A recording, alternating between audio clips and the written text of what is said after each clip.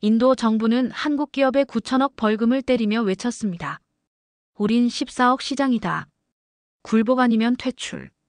그러나 최후 통첩이 끝나던 순간 삼성이 던진 단 한마디가 공기를 갈랐습니다. 거대한 라인이 딱 멈췄고 50만 명의 일터불이 꺼졌습니다. 도시의 시간은 거꾸로 흘렀고 모디 총리의 사과는 너무 늦었습니다. 30년 신뢰는 금이 갔죠. 왜 이런 일이 벌어졌을까요? 신뢰는 자본이라는 그 잔인한 공식을 증명한 사건. 그러나 진짜 충격은 이제부터였습니다. 이 이야기는 단순한 해외 뉴스가 아닙니다.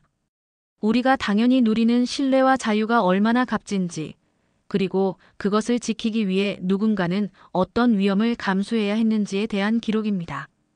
이야기를 시작하기 전에 지금 1초면 충분한 좋아요와 구독 버튼을 눌러주세요.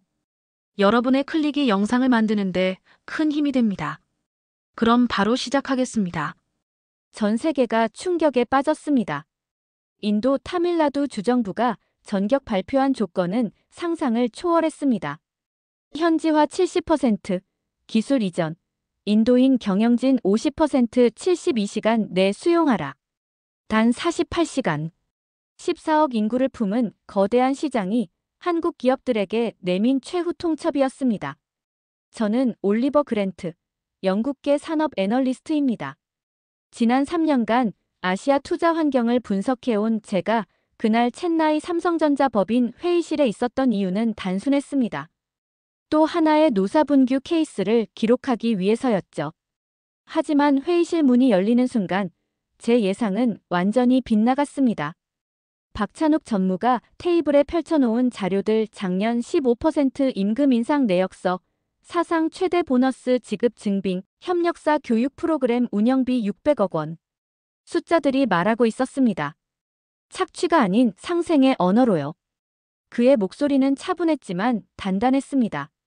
협상은 하되 원칙은 양보할 수 없습니다. 협상장 밖에서는 붉은 띠를 두른 시위대가 확성기를 들고 구호를 외쳤습니다. 코리안 고 백, 코리안 고 백. 메가폰에서 뿜어져 나오는 소음이 유리창을 진동시켰습니다. 안에서는 법무팀, 노무팀, 생산팀, 보안팀이 교차하며 전시 상황을 방불케 했습니다. 복사기가 쉴 새 없이 돌아가고 휴대폰 진동음이 끊이지 않았습니다. 그때 아룬 쿠마르 노조위원장이 문을 박차고 들어왔습니다. 32살 IIT 출신 엔지니어 출신인 그의 눈빛은 분노보다는 오만에 가까웠습니다. 깔끔하게 다린 셔츠, 반듯한 넥타이 하지만 그 아래 감춰진 복수심이 온몸에서 뿜어져 나왔습니다. 우린 더 이상 하청 세대가 아닙니다. 14억 시장을 누가 버리겠습니까? 그 순간 회의실의 온도가 뚝 떨어지는 것을 느꼈습니다. 에어컨 바람이 아니었습니다. 긴장이 만든 냉기였죠. 김재선 사장이 본사와의 화상회의 화면을 향해 고개를 돌렸습니다. 50대 중반, 25년 현장 경험이 새겨진 그의 얼굴에 주름이 더 깊게 패였습니다. 신뢰가 무너진 곳에서는 장기 투자가 불가능합니다. 한국어로 나온 그 한마디가 동시통역을 거쳐 영어로 번역되는 사이 실시간 주가 그래프가 붉은색으로 출렁였습니다. 저는 처음에 이를 숫자들의 충돌쯤으로 여겼습니다. 14억 대 72시간. 현지화 70%대 글로벌 스탠더드. 협상 테이블 위에 놓인 커피잔들이 식어가는 동안 양측의 입장은 평행선을 그었습니다. 아룬이 테이블을 탁 치며 일어섰습니다. 작년에 당신들이 벌어들인 수익이 얼마입니까? 2년 동안 현지 채용은 고작 300명. 우리의 요구는 정당합니다. 그의 목소리에 떨림이 섞였습니다. 분노인지 절망인지 알 수 없는. 박 전무는 침묵으로 답했습니다. 오래된 만년필을 손에 쥐고 천천히 뚜껑을 열었다가 닫았습니다. 딱. 그 소리가 회의실을 가로질렀습니다. 오늘 70%를 받아들이면 내일은 100%를 요구하겠죠. 그런데 회의 막바지, 박 전무가 짧게 내뱉은 독백을 듣는 순간 제 마음이 바뀌었습니다. 그는 창밖을 바라보며 혼잣말처럼 중얼거렸습니다. IMF 때 아버지를 잃었습니다. 약속이 지켜지지 않으면 가정이 무너진다는 걸 봤습니다. 그 순간 저는 깨달았습니다. 이건 숫자만의 문제가 아니라는 것을, 사람의 무게가 실린 신뢰의 문제라는 것을. 냉정한 관찰자였던 제가 사람의 무게를 듣는 기록자로 기어가 바뀌는 순간이었습니다. 회의실 한편에서는 황성태 K파츠 인도법인 대표가 조용히 계산기를 두드리고 있었습니다. 40대 후반, 구둣발 소리만 들어도 성실함이 느껴지는 사람이었습니다. 대기업이 떠나면 협력사도 함께 떠납니다. 1차, 2차, 3차 협력망이 도미노처럼 무너져요. 회의 종료 10분 전, 김재선 사장의 마지막 한마디가 방 안의 공기를 얼어붙게 만들었습니다. 그는 천천히 일어나 창가로 걸어갔습니다. 창밖으로는 2만 명이 일하던 거대한 공장이 보였습니다. 저녁 노을이 지는 하늘 아래 그 공장의 불빛들이 하나둘 켜져가고 있었습니다.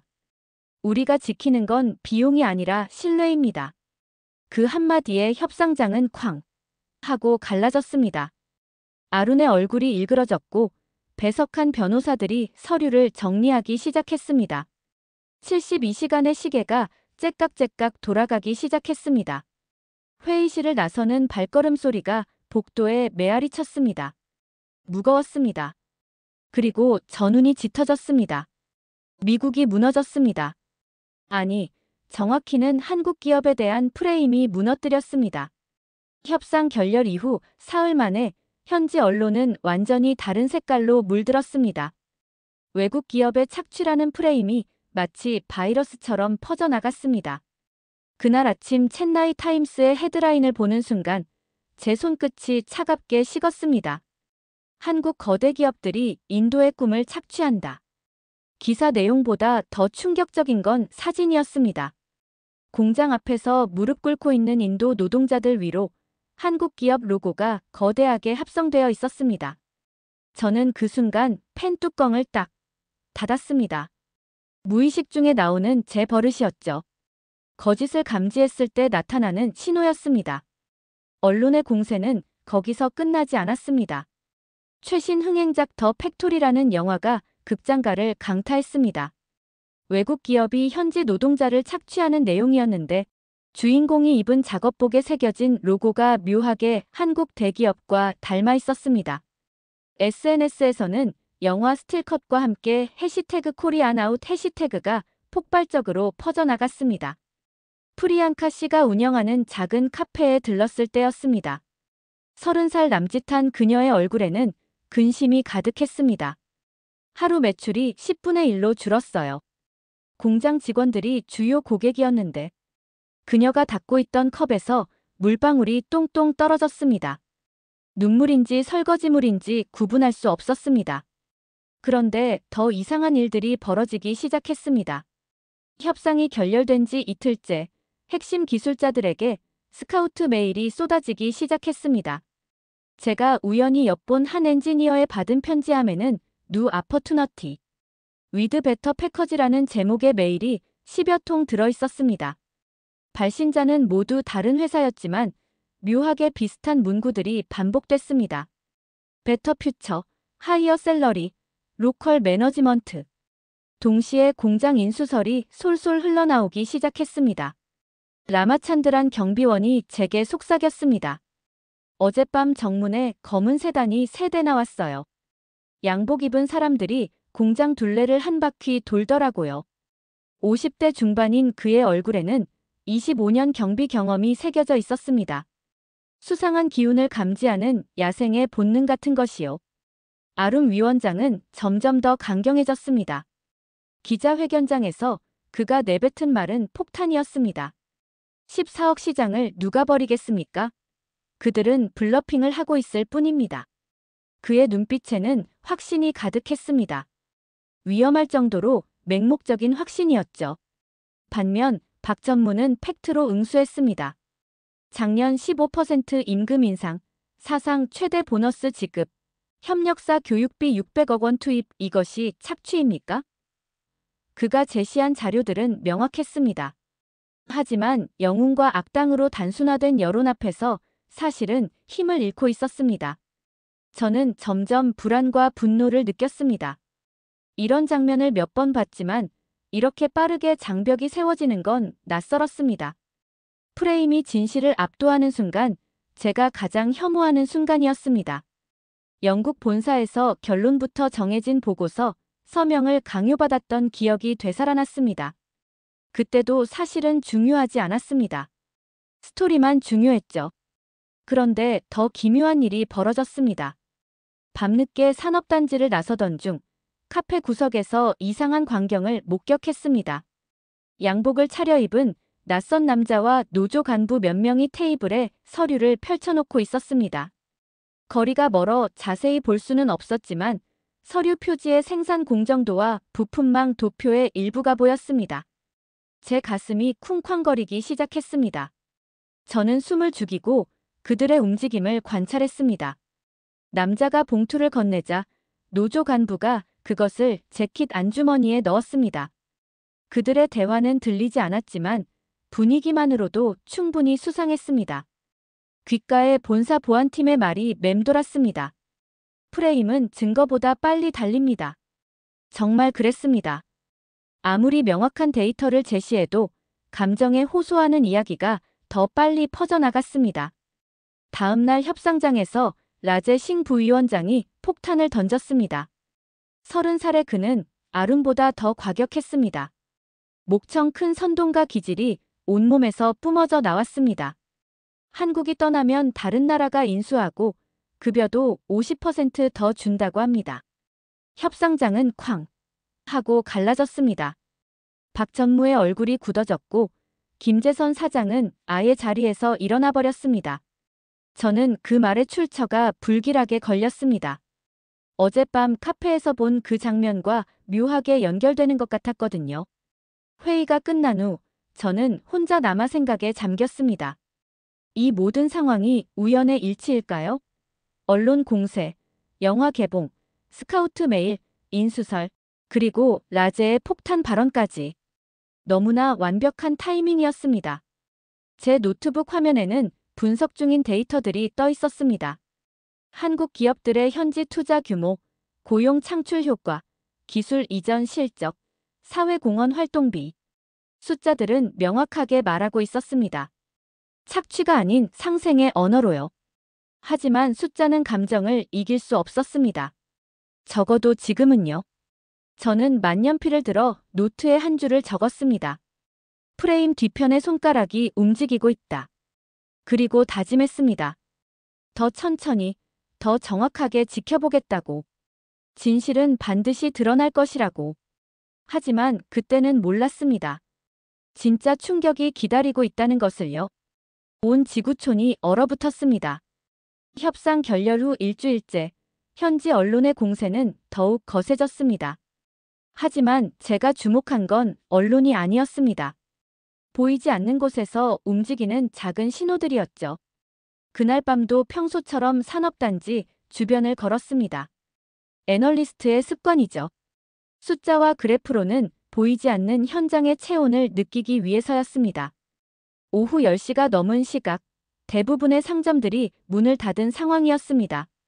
그런데 라나이 거리 모퉁이, 프리앙카 씨의 작은 카페에서 불빛이 새어나오는 게 보였습니다. 이상했습니다. 평소 같으면 진작 문을 닫았을 시간이었거든요. 제 발걸음이 자연스럽게 그쪽으로 향했습니다. 카페 앞에 검은 세단 2대가 주차되어 있었습니다. 번호판을 자세히 보니 첸나이 시내 렌터카 업체 것이었습니다. 창문에는 짙은 썬팅이 되어 있어 안이 보이지 않았죠. 제 가슴이 두근거리기 시작했습니다. 저는 카페 정면이 아닌 옆쪽 골목으로 돌아갔습니다. 다행히 뒤편 창문으로 내부가 훤히 보였습니다. 그리고 그 순간 제 숨이 멎을 뻔했습니다. 양복을 차려입은 낯선 남자가 노조 간부 3명과 마주 앉아 있었습니다. 테이블 위에는 A사 서류 뭉치가 펼쳐져 있었고 그 표지에서 익숙한 도표들이 보였습니다. 생산 공정도, 부품 공급망 차트, 그리고 엔지니어 명단. 제 손이 떨렸습니다. 스마트폰을 꺼내 조용히 사진을 찍으려 했지만 거리가 너무 멀어 세부 사항은 보이지 않았습니다. 다만 확실한 건 저들이 나누고 있는 건 일반적인 노조 활동과는 거리가 멀다는 것이었습니다. 남자가 검은 봉투를 테이블 위에 올려놓았습니다. 두툼해 보였습니다. 노조 간부 중 한 명 라제 신인 것 같았습니다. 그것을 받아 재킷 안주머니에 넣었습니다. 다른 간부가 서류 뭉치를 남자에게 건넸고요. 제가 숨을 죽이고 더 가까이 다가가려는 순간 남자의 휴대폰이 울렸습니다. 그가 전화를 받으며 자리에서 일어났는데 그때 휴대폰 화면의 메시지 일부가 창문 불빛에 반사되어 보였습니다. 그들이 떠나는 즉시 계획을 개시한다는 내용이었습니다. 제 등줄기에 식은땀이 흘렀습니다. 그들이 누구를 의미하는지는 명확했습니다. 한국 기업들을 말하는 거였죠. 남자는 30대 후반으로 보였습니다. 동양인이었지만 한국인은 아니었습니다. 얼굴형과 체형으로 봐서는 중국인일 가능성이 높았습니다. 그의 손목에는 비싼 시계가 차여 있었고 정장도 고급스러워 보였습니다. 일반적인 사업가는 아니었죠. 회동은 약 15분 정도 지속됐습니다. 마지막에 악수를 나누는 모습이 보였는데 남자의 표정에는 만족스러운 미소가 떠 있었습니다. 반면 노조 간부들의 얼굴은 어두워 보였습니다. 무언가에 얽매인 듯한, 돌이킬 수 없는 선을 넘어버린 듯한 표정이었어요. 저는 그 순간 심각한 딜레마에 빠졌습니다. 이 정보를 당장 폭로해야 할까요? 아니면 더 확실한 증거를 모아야 할까요? 영국 본사에서의 경험이 떠올랐습니다. 성급한 폭로가 오히려 진실을 매장시킬 수 있다는 교훈을요. 다음 날 아침, 박찬욱 전무를 만났습니다. 그에게 어젯밤 목격한 장면을 말해야 할지 고민했지만 결국 우회적으로 접근했습니다. 최근 이상한 움직임을 감지하신 적 있으신가요? 박 전무는 잠시 침묵했습니다. 그리고 천천히 입을 열었습니다. 며칠 전부터 핵심 기술자들이 계속 스카우트 제의를 받고 있습니다. 다들 같은 패턴이에요. 높은 연봉, 현지 경영진 기회, 그리고 묘하게 비슷한 문구들. 어떤 회사들인가요? 대부분 이름도 생소한 신설 회사들입니다. 하지만 제한 조건들이 너무 좋아요. 비현실적일 정도로요.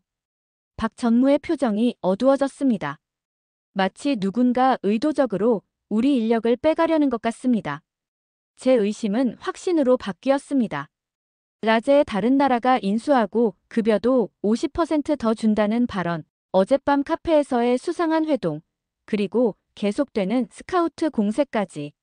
모든 퍼즐 조각들이 하나의 그림을 그려내고 있었습니다. 하지만 저는 성급하게 결론 내리지 않기로 했습니다. 제 역할은 관찰과 기록이었으니까요. 더 정확하고 더 확실한 증거를 모으는 것이 우선이었습니다. 그날 오후 공장 근처를 지나가는데 라마찬드란 경비원이 제게 다가왔습니다. 어제 밤에도 그 검은 차들이 왔어요. 이번엔 공장 뒷문 쪽에서요. 그의 목소리에는 불안이 섞여 있었습니다. 25년 동안 경비 일을 해봤지만 이런 분위기는 처음이에요. 저는 그제야 깨달았습니다. 이건 단순한 노사 분규가 아니라는 것을, 더 큰 그림이 그려지고 있다는 것을. 누군가 한국 기업들이 떠나기만을 기다리고 있었습니다. 그리고 그 순간을 위해 치밀하게 준비하고 있었죠. 관찰자에서 증언자로 제 마음속 기어가 한 칸 더 올라갔습니다. 이건 단순 임금 분쟁이 아니다. 프레임 뒤편의 손가락이 모습을 드러내고 있었습니다. 제 노트에 한 줄을 더 추가했습니다. 보이지 않는 계획이 진행 중이다. 한국 기업의 철수가 시작점일 뿐이다. 그런데 저는 아직 몰랐습니다. 이 모든 음모 뒤에 숨겨진 진실의 크기를. 그리고 한국이 보여줄 놀라운 대응의 품격을. 진짜 반전은 이제부터였습니다. 예상치 못한 움직임이 감지되기 시작했습니다. 한국 기업들의 조용하지만 확고한 결단이 모습을 드러내기 시작한 것입니다. 그러나 진짜 충격은 이제부터였습니다. 단 하루 만에 재앙이 닥쳤습니다. 아니, 정확히는 기적이 일어났습니다. 뉴델리 그랜드 하얏트 호텔 컨벤션홀에서 열린 기자회견은 그야말로 전 세계를 뒤흔들었습니다. 김재선 사장이 단상에 오르는 순간 제 심장이 쿵쾅거렸습니다. 무슨 일이 벌어질지 예감했거든요. 삼성전자 인도법인은 단계적 생산 축소와 투자 전환을 결정했습니다. 그 첫 문장에 회견장이 술렁였습니다. 하지만 진짜 충격은 그 다음이었습니다. 동시에 AS 유지, 전직 재취업 지원, 협력사 미수 채권 정리, 지역 병원 학교 기금 지속을 약속합니다. 저는 그 순간 펜을 놓고 김 사장을 바라봤습니다. 50대 중반의 그 남자가 말하는 건 단순한 철수가 아니었습니다. 떠나며도 관계를 정리하는 방식이었죠. 낯설 만큼 치밀하고 놀라울 만큼 품격 있는. 아룬 위원장이 기자석에서 벌떡 일어났습니다. 블러핑입니다. 14억 시장을 누가 버리겠습니까? 그의 목소리에는 여전히 확신이 가득했습니다. 하지만 제가 보기에는 그 확신에 균열이 생기기 시작한 것 같았어요. 김 사장은 차분하게 대답했습니다. 지난 2년간 현지 투자 규모는 12억 달러, 직간접 고용 창출은 8만 명, 협력사 육성비는 600억 원입니다. 우리는 숫자로 말합니다. 기자들의 질문이 쏟아졌습니다. 2만 명의 일자리는 어떻게 됩니까? 협력사들은 어떻게 하죠? 정말 AS를 유지하겠습니까? 김 사장의 답변은 한치의 흔들림도 없었습니다. 우리는 약속을 지킬 겁니다. 단, 신뢰가 있는 곳에서요. 그 한마디에 제 심장이 딱 멈춘 듯 했습니다. 떠나면서도 질서를 지키는 방식, 이게 강함일까요? 저는 처음으로 존경에 가까운 감정을 느꼈습니다. 회견이 끝난 직후 저는 급히 현장으로 향했습니다. 산업단지의 분위기가 어떻게 바뀔지 확인하고 싶었거든요. 첫 번째로 들른 곳은 프리앙카 씨의 카페였습니다. 그녀는 텔레비전 앞에서 멍하니 뉴스를 보고 있었습니다. 정말 떠나는군요. 그녀의 목소리는 체념과 슬픔이 뒤섞여 있었습니다. 하지만 AS는 유지한다고 했잖아요. 그게 무슨 소용이에요? 2만 명이 일하던 곳이 텅 비는데. 그녀의 눈가에 눈물이 맺혔습니다. 하지만 이상한 일이 벌어졌습니다. 기자회견 후 불과 2시간 만에 삼성전자 인도법인에서 공식 문서가 발송되기 시작한 것입니다. AS 센터 유지 계획서, 전직 지원 프로그램 세부 내용, 협력사별 미수금 정산 일정표까지. 황성태 K파츠 대표를 만났을 때였습니다. 그는 막 받은 메일을 보여줬습니다. 미수금 전액 2주일 내 정산, 장비 매입 지원, 베트남 동반 이전 우선 협의권 제공. 그의 얼굴에는 놀라움이 가득했습니다. 이런 식으로 떠나는 회사는 처음 봅니다. 보통은 야반도주하거나 최소한의 법적 의무만 지키고 끝인데. 황 대표는 고개를 저었습니다. 대기업이 떠나면 협력사도 함께 떠난다는 게 정설인데 이렇게 마지막까지 챙겨주는 경우는. 저는 그때 깨달았습니다. 이게 한국식 비즈니스 윤리구나. 떠날 때도 관계를 끊지 않는, 신뢰를 자본으로 여기는 철학이구나. 다음 날 아침 산업단지를 걸으며 더 놀라운 광경을 목격했습니다. 공장 정문에 현수막이 걸려 있었습니다. 감사합니다, 삼성전자.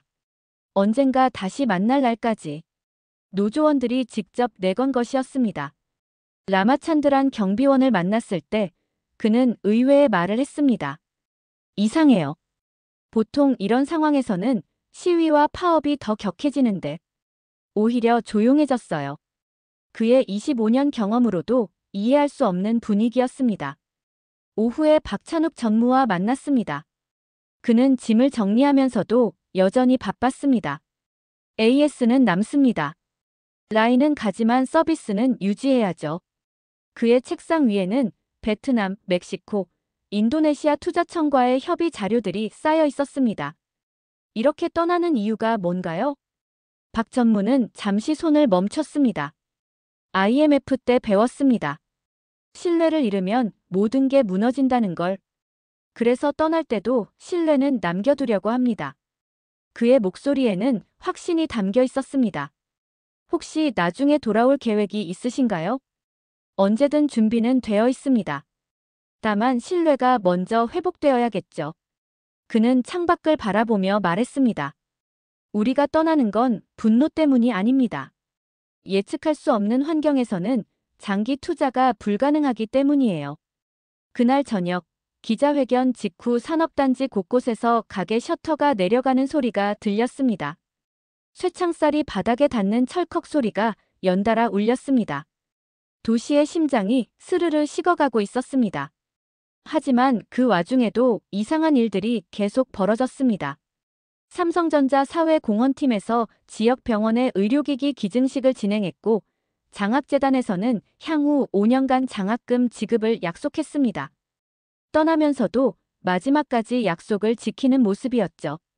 프리앙카 씨의 카페에 다시 들렀을 때 그녀가 작은 팻말을 만들고 있었습니다. 언젠가 다시 커피 한 잔. 그녀는 제게 말했습니다. 그들이 정말 돌아올 거라고 믿어요. 이렇게 떠나는 사람들은 반드시 돌아와요.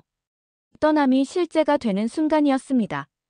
하지만 동시에 떠나는 방식이 남는 것을 말한다는 진리를 목격하는 순간이기도 했습니다. 세계 최고 수준의 공정품 질환경 스탠더드, 자발적 사회적 책임, 계약과 신뢰를 자본으로 여기는 K철학. 이 모든 것이 한 번의 기자회견으로 드러났습니다. 그리고 저는 확신했습니다. 이것이 진짜 강함이라는 것을. 그날 밤 모든 것이 바뀌었습니다. 김재선 사장의 기자회견이 끝난 지 불과 12시간 만에 전 세계에서 동시에 움직임이 시작됐습니다. 베트남 하노이, 멕시코 과달라하라, 인도네시아 자카르타 세 개의 대륙에서 동시에 울려 퍼진 건설 장비 소리가 제 귀에까지 들리는 듯 했습니다. 저는 그날 새벽 5시에 이메일 알림 소리에 잠에서 깼습니다. 베트남 정부로부터 온 공식 발표였습니다. 삼성전자 베트남 패스트 트랙 패키지 승인. 전력, 용수, 부지, 세제, 항만이 하나의 묶음으로 동시에 해결된다는 내용이었습니다. 제 손이 떨렸습니다. 이 속도가 가능한 일인가? 하룻밤 사이에 3개국 정부와 동시에 협상을 마치다니. 아침 8시, 박찬욱 전무에게 전화를 걸었습니다. 어떻게 이런 속도가 가능한 거죠? 제 목소리에는 경악이 섞여 있었습니다. 박 전무는 차분하게 답했습니다. 준비는 이미 끝나 있었습니다. 리스크 분산을 위한 다중 허브 전략, 이건 3년 전부터 설계해온 플랜이에요. 단지 실행 버튼을 누른 것뿐입니다. 3년 전부터요? 신뢰할 수 없는 환경이 오면 언제든 이동할 수 있도록 B플랜, C플랜까지 다 준비해뒀죠. 이게 우리 방식입니다. 그의 목소리에는 자부심이 담겨 있었습니다. 오전 10시, 멕시코에서도 같은 소식이 날아왔습니다. 과달라하라 산업단지 착공 승인.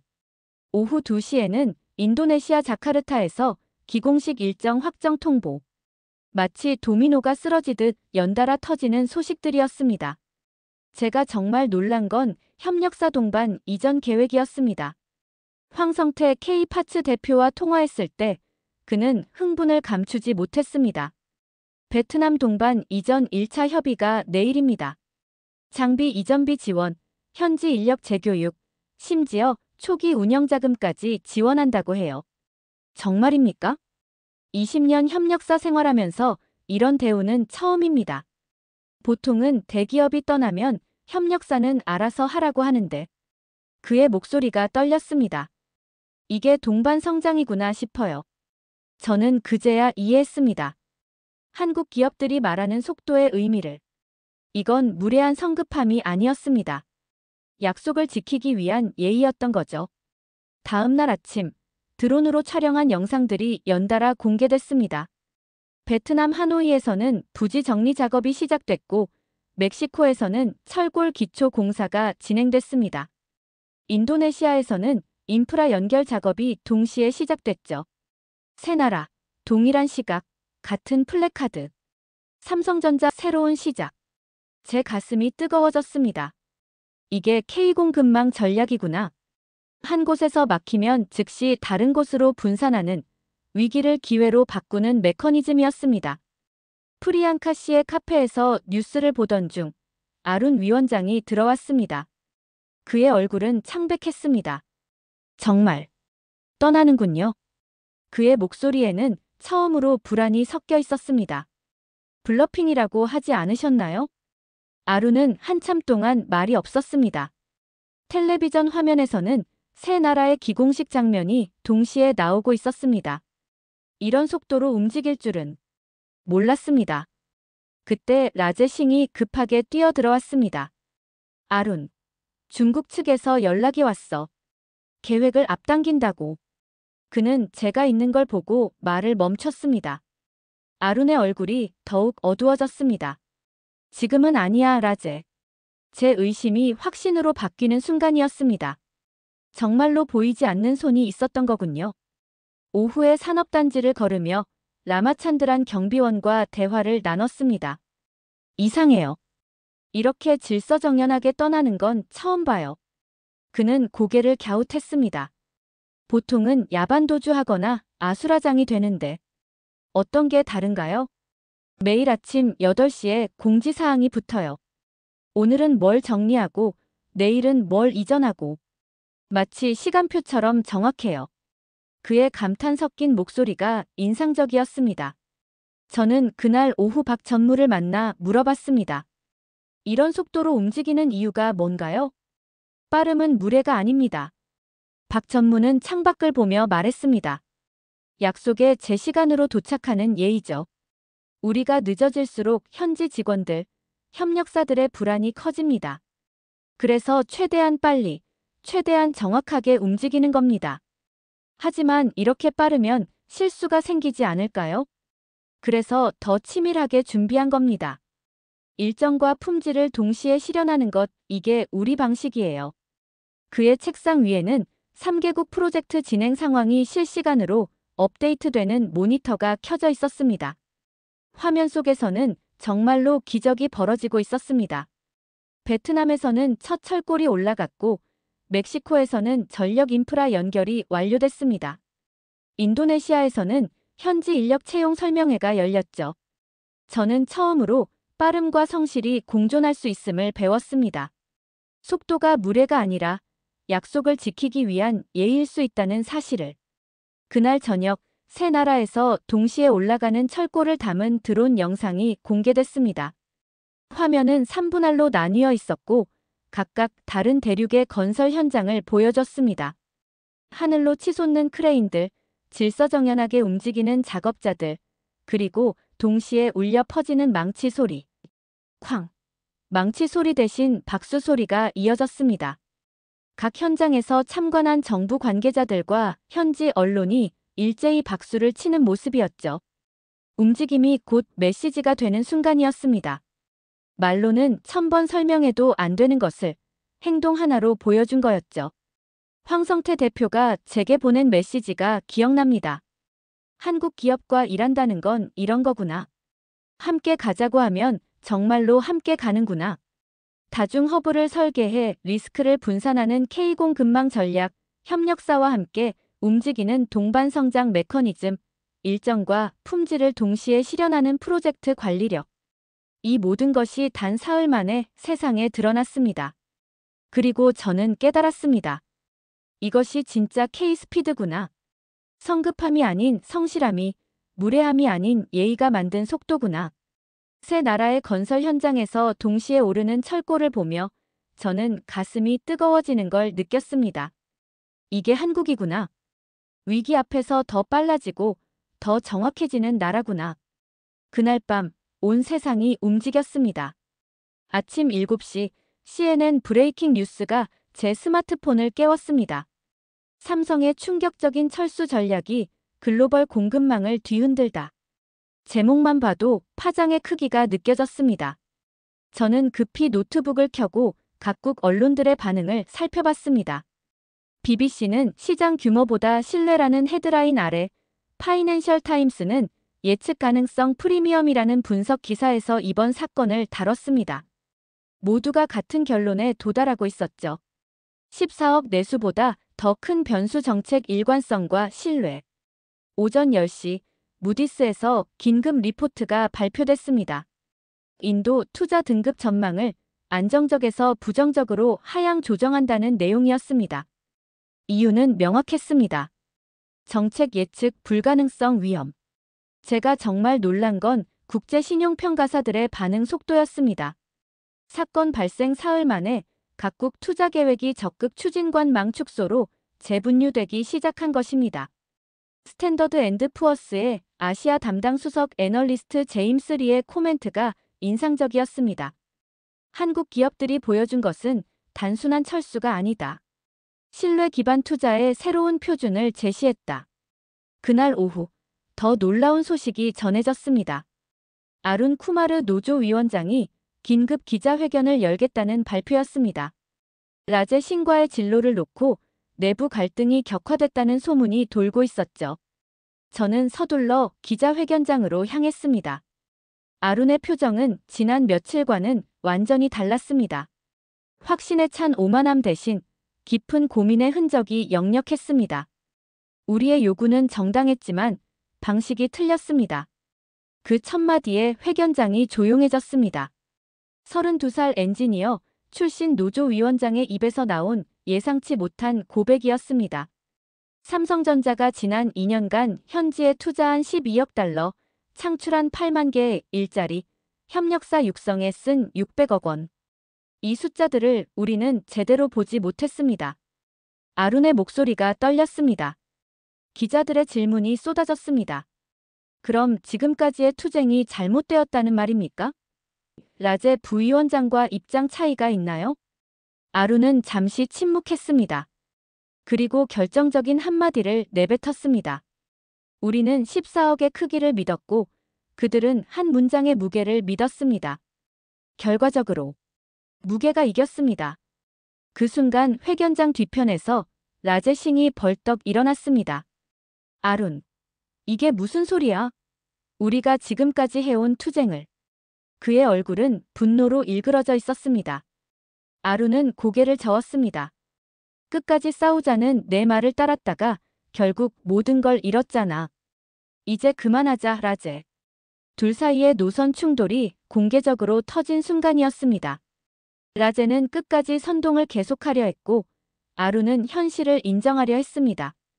저는 그때 처음으로 냉정한 균형감을 되찾았습니다. 감정의 폭풍이 물러간 자리에서 원칙을 지키는 나라라는 문장이 또렷해졌습니다. 기자회견 후 저는 아룬과 개별 면담을 가졌습니다. 정말 마음을 바꾼 건가요? 어젯밤 아내와 대화했습니다. 아룬의 눈가에 깊은 피로가 서려 있었습니다. 삼성이 떠나면 누가 와서 일자리를 채울 거냐고 물어보더군요. 그제야 깨달았어요. 우리가 대안도 없이 싸우고 있었다는 걸. 중국 기업 인수설은 어떻게 된 건가요? 아룬의 얼굴이 어두워졌습니다. 그건 라제가 주도한 일입니다. 저는 자세한 내용을 몰랐어요. 단지 더 좋은 조건을 제시한다고 해서. 그는 말끝을 흐렸습니다. 그날 저녁 뉴스에서 더 충격적인 소식이 전해졌습니다. 백악관 대변인이 정례 브리핑에서 이번 사건에 대해 언급한 것입니다. 신뢰할 수 있는 투자 환경 조성은 모든 국가의 과제입니다. 예측 가능한 정책이야말로 진정한 경쟁력이라고 봅니다. 직접적으로 인도를 비판하지는 않았지만 메시지는 명확했습니다. 미국 정부도 이번 사건을 정책 신뢰성의 관점에서 바라보고 있다는 뜻이었죠.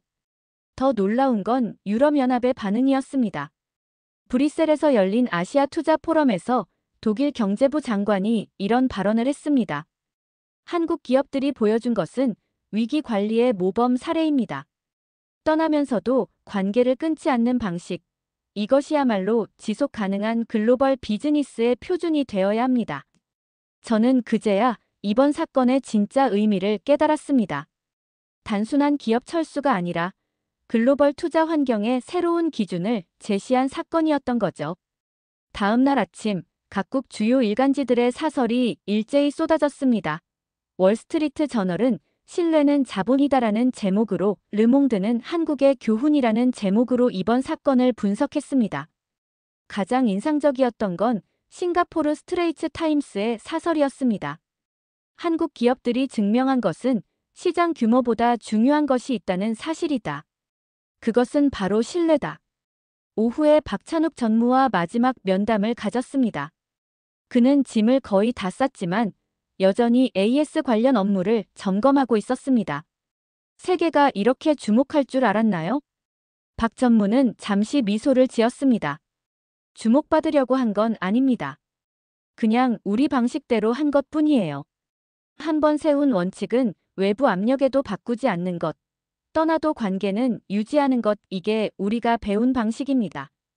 그 방식이 세계 표준이 될 것 같나요? 이미 되고 있는 것 같은데요. 그는 노트북 화면을 가리켰습니다. 각국 언론과 투자기관들의 분석 리포트가 쏟아지고 있었습니다. 모두가 신뢰자본이라는 공식에 주목하고 있었죠. 그날 저녁 뉴스의 헤드라인이 완전히 바뀌었습니다. 블러핑에서 현실로, 위기에서 기회로. 내일의 표정이 바뀌는 순간이었습니다. 한번 세운 원칙을 외부 압력에도 바꾸지 않는 예측 가능성, 떠나도 AS와 교육 프로그램을 남기는 관계 관리의 품격. 이 모든 것이 전 세계의 인정을 받았습니다. 그리고 저는 확신했습니다. 이것이 진짜 소프트 파워구나. 총이나 돈이 아닌 신뢰로 만든 힘이구나. 그날 밤 모든 것이 무너졌습니다. 아니, 정확히는 모든 것이 제자리를 찾았습니다. 첸나이 산업단지 정문 앞 광장에 5만 명이 모였습니다. 횃불과 촛불이 어둠을 밝히는 가운데 그 중심에 아룬 쿠마르가 서 있었습니다. 저는 멀리서 그 광경을 지켜봤습니다. 지난 2주일간 코리안 고 100을 외치던 같은 사람들이 이제는 완전히 다른 표정으로 모여 있었습니다. 분노 대신 절망이, 확신 대신 후회가 얼굴에 새겨져 있었죠. 마치 폭풍이 지나간 후의 적막감 같은 것이 광장 전체를 감쌌습니다. 오후 6시, 아룬이 단상에 올랐습니다. 평소 당당했던 그의 어깨가 축 처져 있었습니다. 마이크를 잡은 손이 미세하게 떨리고 있었어요. 32살 IT 출신 엔지니어, 2만 명을 대표하는 노조 위원장의 모습이라고는 믿기 어려울 정도로 초라해 보였습니다. 그가 입을 열었습니다. 우리가 틀렸습니다. 그 한마디에 5만 명이 동시에 숨을 멈췄습니다. 바람 소리조차 들리지 않는 고요함이었습니다. 아룬의 목소리는 평소보다 훨씬 낮았고 확성기를 통해 전해지는 그의 말 한마디 한마디가 광장의 공기를 무겁게 만들었습니다. 그는 계속해서 지난 7년간 삼성전자가 현지에 기여한 바를 하나씩 나열했습니다. 2만 개 직접 일자리, 6만 개 간접 일자리, 매년 15%씩 오른 임금, 협력사 육성 프로그램, 사회공헌 활동. 숫자를 말할 때마다 그의 목소리가 점점 작아졌습니다. 군중 사이에서 흐느끼는 소리가 들리기 시작했습니다. 프리앙카 씨가 손수건으로 눈물을 훔치고 있었고 라마찬드란 경비원은 고개를 떨구고 서 있었습니다. 공장 직원들, 협력사 사장들, 상점 주인들 모두가 같은 표정이었습니다. 무언가 소중한 것을 잃었다는 깊은 상실감이었죠. 아룬이 말을 이어갔습니다. 우리는 14억의 크기를 믿었습니다. 숫자의 힘을 믿었어요. 하지만 그들은 한 문장의 무게를 믿었습니다. 그 순간 아룬이 무릎을 꿇었습니다. 단상 위에서 5만 명이 지켜보는 가운데 노조 위원장이 무릎을 꿇는 순간이었습니다. 그의 이마가 바닥에 닿을 듯 깊게 숙여졌습니다. 제발 돌아와 주세요. 그 순간 광장의 모든 사람들이 따라 무릎을 꿇었습니다. 물결처럼 퍼져나가는 무릎 꿇기. 앞줄부터 시작해서 뒷줄까지 5만 명이 동시에 무릎을 꿇는 장면은 그야말로 장관이었습니다. 제 평생 이런 광경을 본 적이 없었습니다. 저는 그 광경에 충격을 받았습니다. 불과 일주일 전만 해도 분노와 오만으로 가득했던 사람들이 이렇게 완전히 바뀔 수 있다니. 인간의 마음이 이렇게 빨리, 이렇게 극적으로 돌아설 수 있다니. 광장 한편에서 라제싱이 분노에 찬 표정으로 지켜보고 있었습니다. 그는 아룬을 향해 무언가를 소리쳤지만 확성기가 없어 그의 목소리는 광장 끝까지 전해지지 않았습니다. 군중들이 그를 향해 야유를 보내기 시작했고 결국 라제는 광장을 떠나야 했습니다. 그의 뒷모습은 패배자의 그것이었습니다. 무릎을 꿇은 채로 아룬이 고백을 이어갔습니다. 라제가 말한 중국 기업 인수, 50% 임금 인상 약속이 모두 허상이었다는 것. 그들이 제시한 조건들이 실제로는 기존 대우보다 못했다는 것. 자신들이 거짓말에 속았다는 것. 아니 속고 싶어 했다는 것. 그날 밤 늦게 저는 텅 빈 카페에서 아룬을 만났습니다. 그의 눈은 붓고 빨갛게 되어 있었습니다. 그는 제게 지난 며칠간의 진실을 털어놨습니다. 딸아이의 순진한 질문이 그를 각성시켰다는 것. 라제로부터 뒤늦게 들은 중국 기업 인수의 실체가 얼마나 허망했는지, 자신들이 얼마나 큰 실수를 저질렀는지. 분노와 분별 사이에서 오래 떨던 제 마음이 연민과 책임으로 가라앉았습니다. 저는 취재 노트를 덮고 리포트의 첫 문장을 새로 썼습니다. 신뢰가 무너지면 먼저 무너지는 건 사람이다. 다음 날 아침, 박찬욱 전무의 특별 발표가 있었습니다. 우리는 언제든 돌아갈 준비가 되어 있습니다. 다만 신뢰가 먼저 회복되어야 합니다. 그는 AS 센터 유지, 실직자 재취업 지원, 장학재단과 의료기금 운영 지속을 약속했습니다. 떠나면서도 끝까지 관계를 지키려는 모습이었습니다. 그날 오후 산업단지에서 가장 가슴 아픈 장면을 목격했습니다. AS 센터에 길게 늘어선 줄.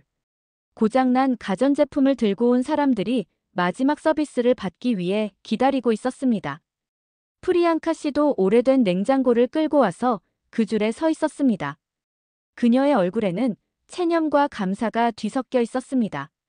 끝까지 남아있는 AS 트럭, 실직자 재취업 박람회에 보내온 K기업의 장비와 강사들, 예정대로 진행되는 장학금 지급식. 팔지 못해도 약속은 지킨다는 업의 윤리가 현실로 구현되고 있었습니다.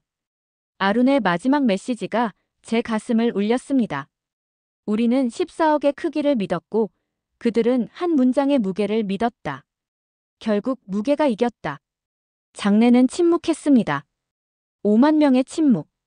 그 침묵이 곧 판결이었습니다. 숫자보다 신뢰가, 크기보다 무게가 이긴 순간이었습니다. 그날 밤 역사가 바뀌었습니다. 뉴델리 총리 관저에서 긴급 담화가 발표된 건 오후 9시였습니다. 나렌드라 모디 총리가 직접 나서 특례 조치를 발표했습니다. 세제 혜택 5년 연장, 토지 사용료 50% 감면, 기술 이전 의무 완전 철폐. 파격적인 조건들이 쏟아졌습니다. 하지만 이미 떠난 기차는 멈추지 않았습니다. 저는 그날 밤 늦게까지 박찬욱 전무와 마지막 정리 작업을 함께 했습니다. 그의 사무실에는 베트남, 멕시코, 인도네시아 세 곳의 건설 현장 라이브 영상이 동시에 떠 있었습니다. 각각 다른 시간대, 다른 대륙에서 같은 속도로 진행되는 공사 현장들이었죠. 정말 돌아가지 않으실 건가요? 저는 마지막으로 물어봤습니다. 박 전무는 창밖을 바라보며 답했습니다. 우리는 돌아갈 준비가 늘 되어 있습니다. 다만 신뢰가 먼저여야 합니다. 그의 목소리는 여전히 확고했습니다. 신뢰 없는 투자는 모래 위에 집을 짓는 것과 같아요. 그의 책상 위에는 인도 직원들이 보낸 편지 뭉치가 놓여 있었습니다. 사과 편지, 감사 편지, 그리고 언젠가 다시 함께 일하고 싶다는 간절한 편지들. 그 중에서 아룬이 보낸 편지가 제 눈에 띄었습니다. 제발 우리에게 한 번 더 기회를 주세요라는 첫 줄이 보였습니다. 다음 날 아침, 더 놀라운 소식이 전해졌습니다. 작은 불씨가 남는다는 것이었습니다. 연구소 100명, AS 네트워크 유지, 장학기금 지속. 완전한 철수가 아닌 최소한의 연결고리를 남겨두겠다는 결정이었습니다. 김재선 사장의 마지막 기자회견에서 나온 말이 제 가슴을 울렸습니다. 우리는 화가 나서 떠나는 게 아닙니다. 신뢰를 기다리며 떠나는 것입니다. 그 한마디에 기자회견장이 조용해졌습니다. 오후에 프리앙카 씨의 카페에 들렀을 때 그녀는 작은 팻말을 만들고 있었습니다. 언젠가 다시 커피 한 잔. 손글씨로 쓴 그 팻말을 창문에 붙이며 그녀가 말했습니다. 그들이 정말 돌아올 거라고 믿어요. 이렇게 떠나는 사람들은 반드시 돌아와요. 제 마음도 무거웠습니다. 지난 한 달간 목격한 모든 것들이 파노라마처럼 지나갔습니다. 72시간의 최후 통첩으로 시작된 이 사건이 결국 신뢰의 가치를 묻는 거대한 실험이 되었다는 생각이 들었습니다. 라마찬드란 경비원을 마지막으로 만났을 때 그는 여전히 제복을 말끔히 차려입고 있었습니다. 내일부터는 빈 공장을 지켜야 해요. 하지만 언젠가 다시 불이 켜질 날을 기다리며 지킬 겁니다. 25년 경력의 경비원다운 말이었습니다. 황성태 K파츠 대표는 베트남행 비행기를 기다리며 제게 마지막 인사를 했습니다. 한국 기업과 일한다는 게 이런 거구나 싶어요. 함께 가자고 하면 정말로 함께 가는구나. 그의 눈에는 새로운 희망이 빛나고 있었습니다. 그날 저녁, 저는 지난 한 달간의 기록을 정리하며 리포트를 완성했습니다. 제목은 알려지지 않은 진실 한국 기업이 남긴 것들이었습니다. 숫자로는 보이지 않는 신뢰의 가치, 떠나면서도 관계를 끊지 않는 품격, 위기 앞에서 더 빨라지고 정확해지는 시스템. 이 모든 것을 담았습니다. 관찰자에서 증언자로, 증언자에서 연결자로. 제 역할도 진화했습니다. 마지막 페이지에 저는 제안서를 첨부했습니다. 서울과 챗나이를 오가는 민간 포럼 설립 제안. 사람과 사람을 다시 잇자는 목표로 말입니다. 리포트의 마지막 문장은 한국어로 썼습니다. 신뢰자본. 이것이 제가 한 달간 배운 가장 중요한 공식이었습니다. 며칠 후 각국 언론에서 제 리포트가 인용되기 시작했습니다. 파이낸셜 타임스는 신뢰는 자본이다. 한국의 방식이라는 특집 기사와 월스트리트 저널의 시장 규모를 넘어 예측 가능성의 가치라는 분석 기사가 실렸습니다. 모두가 같은 결론에 도달하고 있었습니다. 신뢰가 곧 자본이라는 것. 시장 규모보다 중요한 것이 정책의 일관성이라는 것. 떠나는 방식이 돌아오는 길을 결정한다는 것. 한 달 후 놀라운 소식이 전해졌습니다. 인도 정부가 투자자 신뢰보호법을 발의했다는 것입니다. 일방적인 정책 변경을 제한하고 투자자와의 계약을 보호하는 내용이었습니다. 아룬의 사과가 만든 나비 효과였습니다. 베트남에서는 삼성전자 신공장 1차 가동이 시작됐습니다. 멕시코에서는 협력사 동반 이전이 성공적으로 완료됐습니다. 인도네시아에서는 현지 인력 재교육 프로그램이 모범 사례로 주목받았습니다. K스피드와 K품질이 새로운 땅에서 다시 꽃 피우고 있었습니다. 그리고 챗나이에서는 작은 기적들이 계속 일어났습니다. AS 센터를 통해 수리받은 가전제품들이 여전히 가정마다에서 돌아가고 있었고 장학재단에서 선발한 학생들이 공부를 계속하고 있었으며 재취업 프로그램을 통해 새 일자리를 찾은 사람들의 소식이 들려왔습니다. 약속 품질동 반성장 3종 세트가 만든 국가 브랜드. 떠나며도 관계를 끊지 않는 긴 호흡의 전략. 위기에서도 흔들리지 않는 프로페셔널리즘.